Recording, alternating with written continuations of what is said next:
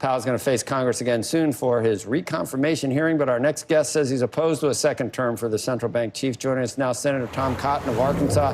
His new op-ed for the Wall Street Journal is titled "No" on Fed Chairman Jerome Powell. Senator, thanks for joining us. I know that you think he was the lesser of two evils compared to who the other name that was bandied about. And I guess your basic premise is that, you know, with the dual mandate, you want full employment and you want dollar stability, and you think that we've just been printing too much, too accommodative. But my first question to you, out of the last 3 or 4 Fed chairpersons, which one did deserve to be renominated? Bernanke? Yellen? Powell? I don't think you would have renominated any of them. Who do you want? Scrooge? Yeah, Joe, on all 3 of those, I think I'd say a swing and a miss on each one. But I just don't see how you can argue with the facts of the matter here. The Fed's core mission from its very beginning as an institution is to maintain price stability and to prevent inflation. We are now at 6% inflation, the worst in 30 years. The Fed has failed in protecting price stability under Chairman Powell's leadership, and I don't think that he should have a second term for that reason. Well, you can imagine that, no Fed chairman decides on what what kind of hand they're going to be dealt. So we went through the financial crisis, then we went through the pandemic. We'd like dollar stability, but it is a dual mandate. There were a lot of things that made it tough to satisfy the full employment. And most recently with the pandemic, you might argue that the government's done a lot of things to screw up the prospects of getting to full employment that the Fed can't fix.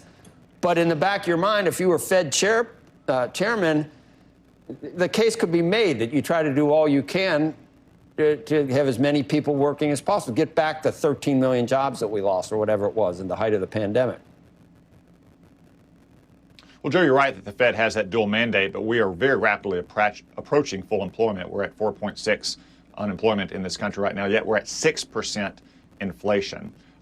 Some of this goes back to before the pandemic last spring, that Chairman Powell continued the radical so-called emergency policies that had been continued for a decade after the financial crisis emergency had ended. That means they didn't have any tools left in their arsenal beyond even more extreme government intervention when the pandemic hit last spring. To give you a sense of perspective, even at the height of the financial crisis, the Fed's balance sheet was only $2 trillion. Now it's still at $9 trillion, and we're still adding $100 billion a month. And then you add to that the extreme low interest rate policy, really negative effective interest rates, and that has contributed to this record inflation that we're seeing. It's forcing families in Arkansas to make choices between filling up their gas tank or heating their home or buying an extra Christmas present for their kids. With that record, I just don't think Mr. Powell deserves another term at the Fed. Do you think the inflation genie is out of the bottle permanently? Do you think it's going to be as big a drag on everything as the last time that we all recall, or some of us recall, when we had 21% prime rate and a misery index of, I don't know what it was, like 23, 24%. You think we're headed back there, or is there still something that can be done? Is it supply chain that when that ameliorates, maybe it'll get better? Well, I hope not, because inflation at those levels can be destructive. They can be destructive of entire societies. They can certainly destroy family budgets when families are struggling to make ends meet. But what we do know is that we're at 6% inflation right now. And like Bill Parcells used to say about NFL teams, you are what your record says you are. And the Fed's record right now is 6% inflation, the highest inflation in 30 years. That does not warrant another term for Mr. Powell. We've been talking, just to shift gears, and I know you're ready for anything, but you've been a China hawk. We had a soundbite from the great Billie Jean King commending the WTA for really being an outlier across the board in the way we treat China and kind of enable that country to do whatever it wants to do, or that the CCP to do whatever it wants to do based on the trade, money, sneakers, lattes, whatever you want to call it, basketball. We look the other way. What would you do? In a world where China is so important with all those consumers, what would you do? Well, first off, I want to commend the Women's Tennis Association for shutting down all events in China next year. If only organizations like the NBA or Disney had the strength and the courage to stand up to the Chinese Communist Party, as opposed to sympathizing with them, appeasing them, taking episodes of The Simpsons off their streaming service in Hong Kong, all because the Chinese Communist Party's delicate sensibilities are threatening their market access. One thing we should do right now that I've called for is to boycott the Olympics coming up in Beijing, partly because China is committing oppressive genocide against religious and ethnic minorities. They're systematically raping and sterilizing ethnic women as a form of ethnic cleansing. They've destroyed Hong Kong's autonomy, but also because we can't guarantee the safety of our athletes. If the Chinese Communist Party will disappear one of its tennis players, what will they do to our athletes? Or what kind of electronic surveillance will they subject them to? What kind of DNA harvesting might they be faced with? It's time to boycott the Winter Olympics. We should not be participating in these genocide games. Senator Cotton, we're just getting word that the House Appropriations Committee Chairwoman DeLauro is saying that there is an agreement to fund, continuing resolution to fund the U.S. government through the middle of February at this point. The news we'd been talking about earlier, though, was that a group of senators, Republican senators, had been saying they would not sign off on this unless they could see that there was defunding of the vaccination mandate from President Biden. This is a process where I believe one senator could hold things up at this point, at least past the point of where the government funding would run out on Friday. Where do you stand on this? Well, Becky, I'm opposed to these federal mandates. The federal government has no authority under our Constitution to impose such mandates. Agencies like the Occupational Safety and Health Administration are supposed to regulate hard hats and ladders, not vaccines. So we need to have a vote in the United States Senate so everyone can put their cards on the table. If Democrats in the Senate want to support these unconstitutional and overbroad mandates, they can vote for it. That's all we're really asking for, is to have a vote on whether or not the funding for these mandates should go forward with the rest of government funding. But would you hold up government funding as a result? I'm not going to negotiate with the Democrats on morning television, Becky. All we want is a vote. These are very ordinary negotiations that go on in the Senate every day about the timing of votes and the nature of the amendments. I think it's time for everyone in the Senate to put their cards on the table about whether they support Joe Biden's unconstitutional vaccine mandates. What steps should we be taking, do you think? And we've been talking about it all week, in fact, Senator, that it's really weird how entrenched the two sides are in terms of vaccines, mandates, lockdowns, masks. I mean, we do see in Europe, they seem to think that may be a way to go just to try to crush this once and for all. What are Republicans thinking when they don't want to force people or at least induce people to get the vaccine? Is it about personal freedom? Is it about choice? Because the vaccines are safe.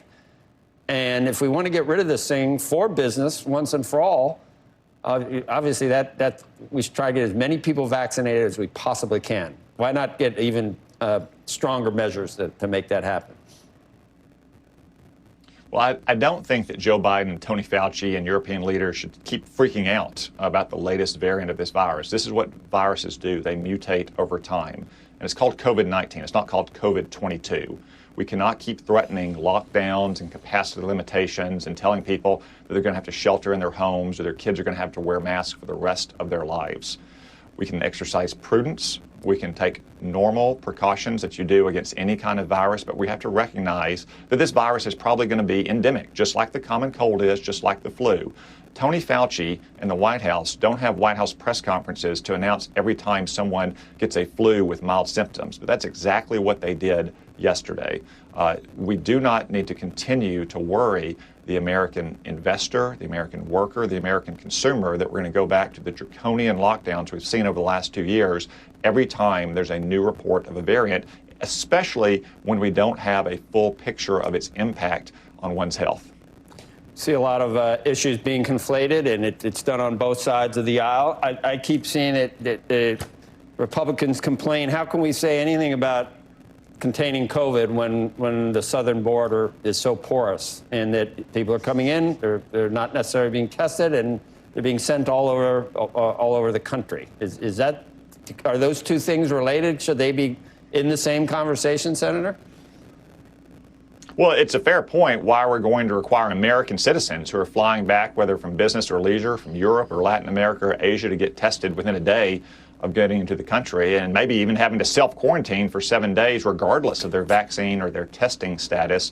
Yet migrants can show up on our border, say a few magic words, and be released ollie ollie oxen-free into the country. Senator, I think that's actually an important point, and we do need to deal with immigration, and we need to deal, though, with COVID at the border in a way that we're not. The question I was going to ask you relates a little bit more to the mandate, and on the other side of it, which is the health care costs, which is to say that we, the American taxpayers, are bearing a huge brunt of that cost. And the question is, should we be bearing that cost for those who are unvaccinated?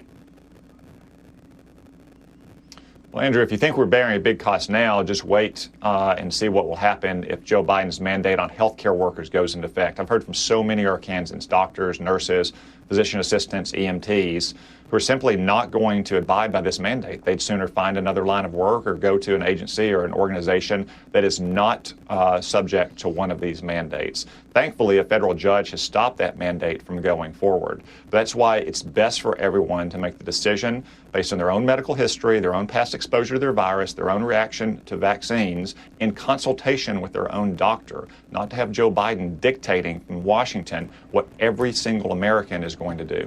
Right, but Senator, we know that there are a lot of people who are not making this strictly as a medical decision. And so, and I don't disagree with you. I think that if there are people who have medical conditions where they can't take the vaccine, they shouldn't be. But the question is, for those who could, given your views about health care and the cost of health care, I'm sticking just with health care, not even the economic cost to the country, I'm curious whether you would actually effectively want to insure people who are unvaccinated, given the enormous cost that they create on the system, and whether you say, sure, we will universally pay for them.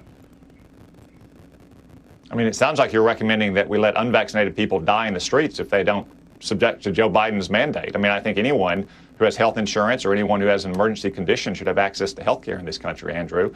And I wouldn't want to generalize about why people are not getting vaccinated. You know, lots of young women who are pregnant or hoping to become pregnant are not getting the vaccine. Now, that may not be the right decision. Maybe their physicians say they should, but maybe they weigh the risks and the benefits, and they don't want to take a risk on what's still a relatively new virus. I don't want to prejudge and generalize all of them and say that they shouldn't have access to health care just because they don't toe Joe Biden's line. Okay, Senator, we got to run. When you go to bed at night, do you think about Taiwan? Is this something right in front of our face that you worry about on a daily basis? Or is it not going to happen? Yes, Taiwan's the most dangerous flashpoint in the world. It's time that we make it clear that we will support Taiwan's autonomy.